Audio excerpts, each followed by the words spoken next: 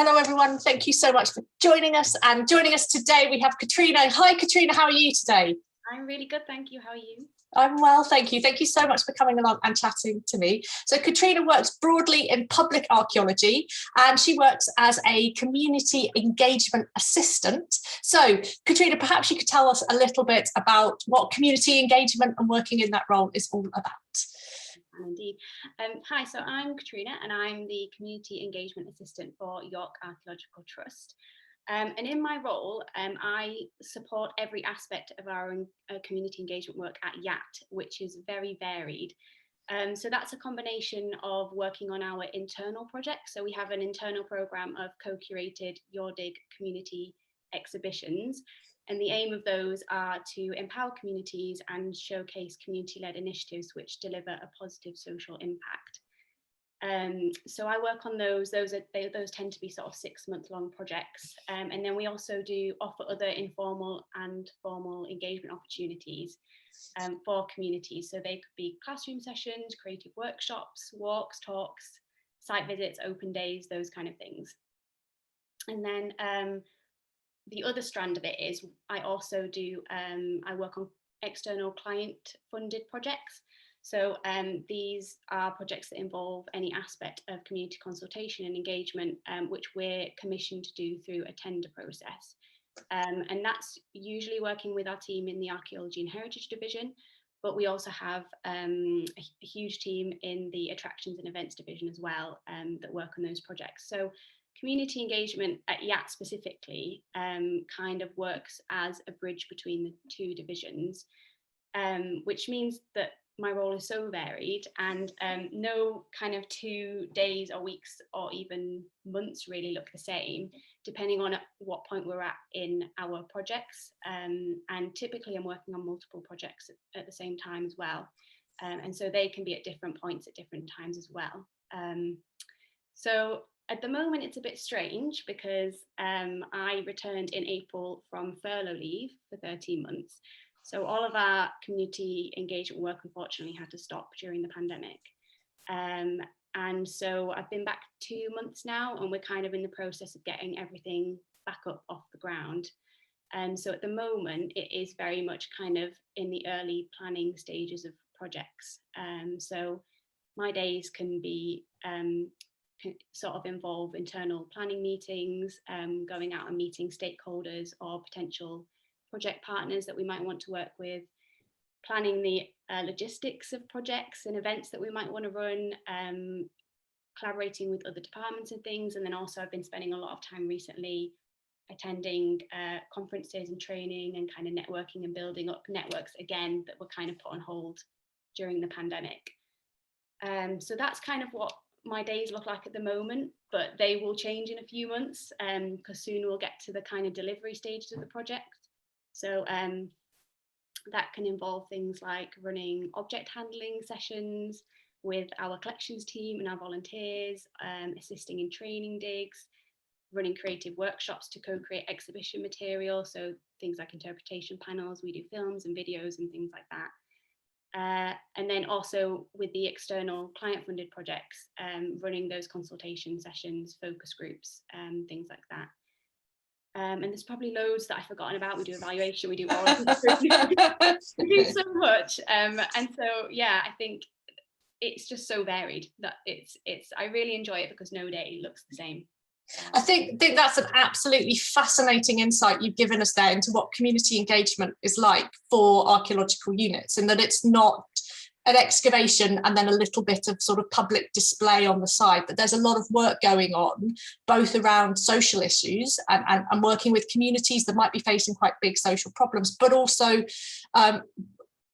people coming along and saying to you, we'd like you to do projects for us on how we communicate archaeology to the public.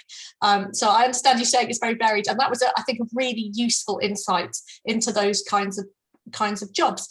So can I ask, I think it's obvious from what you just said that you really enjoy what you do. So can I ask, what are the specific aspects of the things about being a community engagement officer that you do enjoy?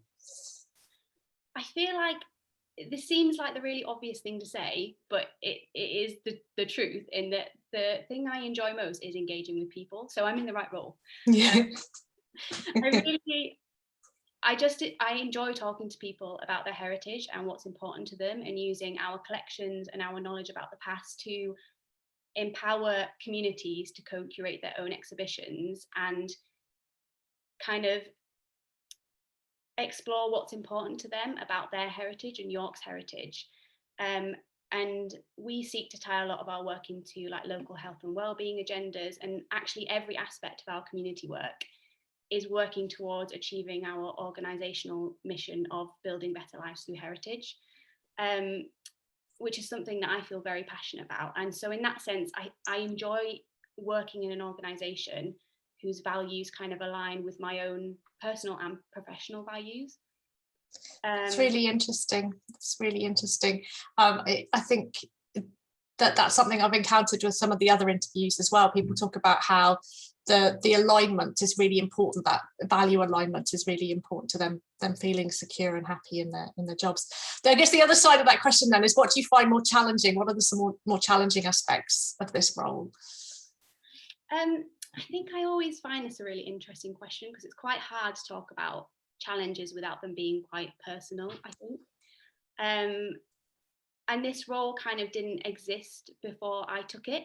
So it's very much, since I began, been a process of kind of working out where I fit into the team, because there's so many people that work for YAT and so many different departments. Like we've got events and collections and marketing and fieldwork and, you know, the learning team, and I've definitely missed people. There's so many. So it was just kind of working out where we fit in community engagement, and what skills, experience and ideas that I could bring to an already established community engagement program. Because I think at the beginning I definitely had that fear, and I'm sure other people have talked about it, about that imposter syndrome. And kind of at the beginning thinking like, well, why was hired? What new ideas can I bring to this? But I think just persevering in a job and having a passion for it, and as cheesy as it sounds, believing in yourself, I think can really help you to overcome those feelings. And I think I've learned, especially over the last year during lockdown, when I couldn't work, that not to be afraid to put my ideas forward, even if they're only rubbish. You know, no one is going to laugh at you. And I think I've gained the confidence to overcome that kind of imposter syndrome. And it helps that we've got such a supportive team. The senior management team are always willing to listen to ideas, and even if they say that's not going to work, you know, they're always willing to listen to it, which is, you know, really great. Yeah, that's fantastic. So you said then that the role didn't exist before you were appointed to it.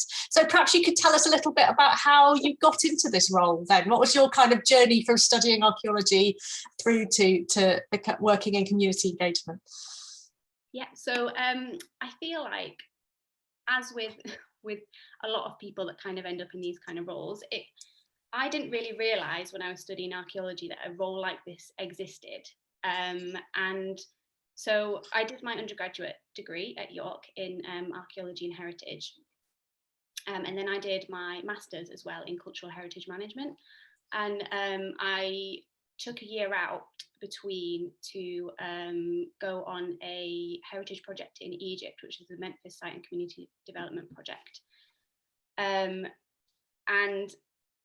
then I kind of worked at York Minster for the rest of that year in a front of house role. And I think that that whole time that I was working on that project abroad and working at the Minster, so these kind of extra projects alongside my degrees were kind of building me up towards doing this kind of role. But I think it just took me a while to realise that this is kind of what I wanted to work in. And it's funny because I remember doing a module during my master's that was community activism that was run by Don Henson, and that was my favourite module by far. I absolutely loved it. I just found it fascinating what he was talking about. That was kind of the first time I realised that community engagement in archaeology is not just working on a dig as a community member, that there was so much more to community engagement and so much more you could do with communities. But I feel like even at that point, I didn't think that I specifically wanted to work with communities. because my kind of interests throughout my degree were very much in like participatory interpretation and like visitor experience rather than kind of community engagement. And then on the other hand, I was also really interested in heritage management, specifically like the kind of challenges that museums are facing at the moment with funding cuts and things like that. And so I was doing my master's, and I was just sort of looking for jobs that kind of fell into either of those, so interpretation and visitor experience or heritage management. And I found a job in Edinburgh working for a heritage management consultancy. And this was in the May, and I was like, well, I can't apply for this because I know that I've got my dissertation to do and I have to hand that in September, but I was like, I might as well apply. And even if I get an interview, I won't get it. It'll just be interview experience. Yeah. And so I applied, and then I ended up getting the role. So I went up to Edinburgh, had the interview, came back, was convinced that I didn't get it. I didn't do a very good job. But I got the role, and they were willing to wait for me. So I, was kind of very comfortable doing my dissertation, knowing that I'd secured a job out of it. Yeah. Then I went to Edinburgh like a week after I handed my dissertation in. And that job, I think, was very valuable for me in many ways as a kind of first job out of my degree, because I think I learned quite a lot, but it was very desk-based. So it was doing things like asset mapping and strategic context reviews, valuation reports for feasibility studies and options appraisals, and NLHF funding applications and things like that. And some of that I still do now, like the evaluation stuff is still relevant in this role. It's kind of that's transferable. But what I really found myself enjoying the most in that job was doing the stakeholder and community consultations. And I think that was a light bulb moment for me. That was the moment where I was like, well, is there a job out there that's working with communities and that's speaking to people and hearing about what's important to them, and hearing about how heritage impacts their lives and their views on developments in their local area and things like that. But that's also having a social impact as well. And then this job came up. So did the same thing, applied for it, came back down to York, did a lot of traveling between York and Edinburgh, which I don't recommend. And then I got the job. So that's how I got into this role. But I think it was a process of a lot of different experiences that I had in my degree, and then also alongside my degree, like going to Egypt to working on the heritage project out there, like working at the Minster and speaking to loads of different people every day about the Minster's history and things like that, and then doing the community consultation in the consultant role as an assistant consultant, that kind of led me into this role that I'm in now. Sorry, that was a very long answer. It was a long answer, but it's a very valuable answer, I think, for people to have heard that those kinds of mixes of kind of those experiences in your degree and also those experiences out of your degree, and that you're on a journey that's not just about finding a job, but also identifying what job it is that you want in the first place, which I think is really, really lovely to hear. So can I ask perhaps a little bit more about your degree then? What kind of transferable skills or perhaps specific knowledges do you feel that you got out of your degree? You talked there about community activism. What are perhaps some of the other things that you got from your time studying? I honestly think there's so much. When people ask me this question, I can't go through it all, because both of my degrees at York were so foundational for me. And I think one that I think other people have probably said a lot, but that was such an important thing for me in terms of confidence building, was just the sheer number of presentations and assessed lectures that we had to do at York. And I think that's really where kind of that stands out the degree in York from other departments, because if someone had said to me as a school leaver, very kind of timid, shy 18-year-old, that one day I would be working in community engagement, I would never have believed them. And I think that's because I really gained that confidence in public speaking through my degrees, from doing the so many presentations and things. But then also seminars really kind of set me up well for the working world, in the sense that I now sit in a lot of meetings with a lot of different people from different departments, and having experience of those seminars really kind of gave me the confidence to share my ideas in class, which means that it's just the same thing in a meeting, that I can share my ideas comfortably in a meeting. And so I think without those experiences, I think I would have found kind of entering the world of work and doing what I do now a lot more difficult, because I just don't think I would have the confidence that those experiences gave me. Another huge thing that I use all the time is qualitative data collection and research. So I did a lot during my degree, especially doing heritage studies, which I think now is the Archaeology and Heritage programme. I think it's changed. I did a lot of kind of focus group interviews and observations as part of my kind of dissertation research. And that's stuff that I do now in my role. So that's kind of directly transferable, because it is what I do.